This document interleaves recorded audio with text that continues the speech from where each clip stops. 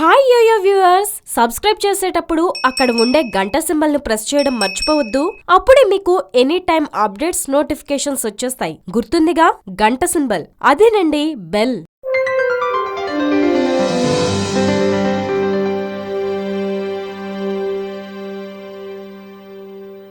విమానంలో బాంబు ఉందంటూ ముంబై నగరానికి చెందిన 27 ఏళ్ల ఓ మోడల్ కలకలం సృష్టించింది. గురువారం రాత్రి సహార్ ఎయిర్పోర్ట్లో టెర్మినల్ 2 వద్ద ఈ సంఘటన చోటు చేసుకుంది.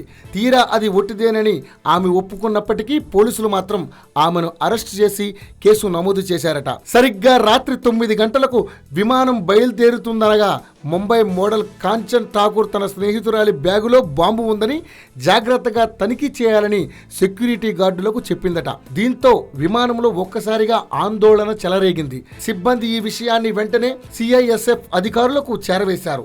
విమానాన్ని ఆపి ఆమెను ఆమె ముగ్గురు స్నేహితురాళ్లను కిందికి దింపేశారు.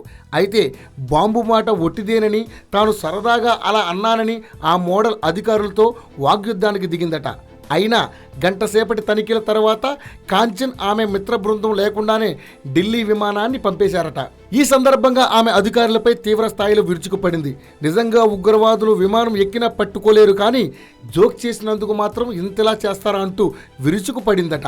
అయితే పుకార్లు సృష్టించి ప్రయాణికులను భయాందోళనకు గురి చేసిన వీరికి బుద్ధి చెప్పకుండా వదిలేది లేదని కాంచన్ను అరెస్టు చేసి ఐపీసీ 505(1)B కింద కేసు నమోదు చేయడం జరిగింది. దేనికైనా ఒక హద్దు ఉంటుంది.